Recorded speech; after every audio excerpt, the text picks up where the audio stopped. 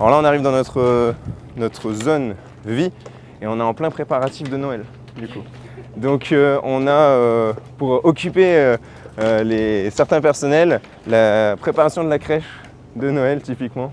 C'est important la crèche?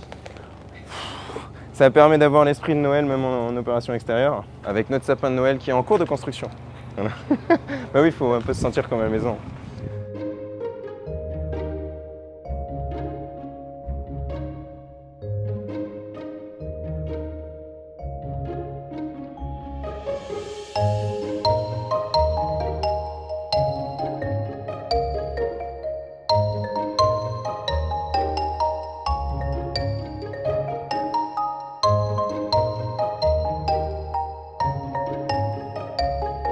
On n'a pas l'impression qu'on est mi-décembre.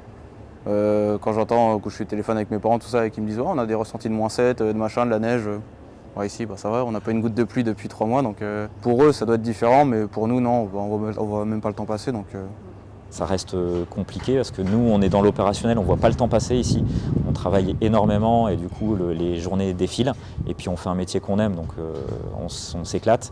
Après, c'est vrai que pour la base arrière, on dit souvent que les conjoints de militaires sont même plus fortes que les militaires eux-mêmes. J'ai une femme et je vais avoir un heureux événement dans 3 semaines. Ouais. Je ne serai pas là, non. D'où le soutien de la famille qui est très important. Ouais. C'est Noël. Mais voilà, l'esprit de corps et la cohésion de la section est vraiment important dans ce genre de situation. Je suis mariée, j'ai 2 enfants, j'ai 2 filles, maintenant ados. Mais ça n'a pas été facile tous les jours avec mes nombreuses absences. On peut faire des vidéos et puis on n'est plus à la période où c'était un coup de fil dans la semaine. Mais bon, après l'absence est toujours là, hein. On vous fait comprendre que vous êtes... L'anniversaire, vous n'êtes pas là, certaines fêtes, vous n'êtes pas là. Mais quelque part, elles sont aussi beaucoup plus débrouillardes. Elles sont indépendantes plus vite que d'autres, je pense.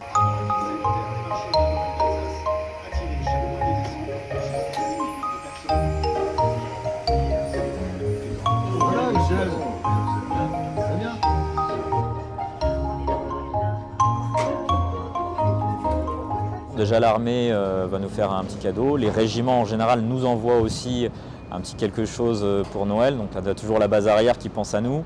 On reçoit énormément de colis de la part de la famille. J'en ai qui ont déjà reçu 5-6 colis sans problème. La famille, les amis, les conjoints, voilà, tout le monde y pense.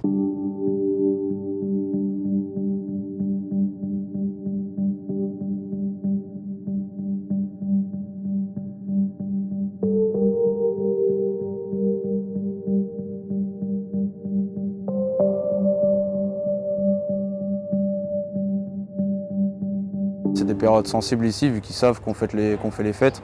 Donc ça reste, on essaie de modérer. Parce que généralement, début janvier, ils savent que c'est les périodes où il y a un peu, on va pas dire du relâchement, mais il pourrait y en avoir. Alors qu'en fait, c'est le contraire. Du coup, c'est les périodes où justement on est plus bridé et plus prêt à... On ne peut pas se détendre complètement parce qu'on n'est jamais à l'abri d'attaques indirectes sur la PFOD. Donc c'est des missiles qui peuvent être tirés sur la PFOD. On a eu un exemple il n'y a pas si longtemps où justement on a eu une alerte et à 5h45 du matin on s'est tous levés et équipés direction les abris justement parce qu'on a eu une alarme à ce sujet.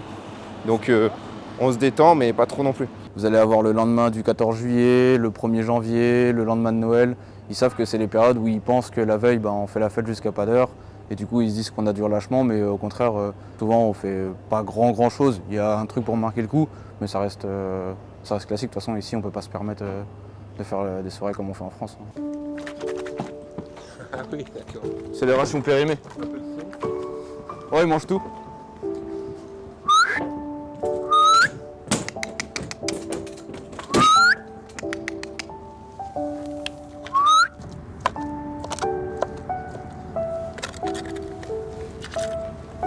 Faut s'écarter un peu, sinon ils viennent pas manger. Faut s'en occuper, c'est des petits. Après, on n'a pas trop le droit, mais bon, c'est des petits.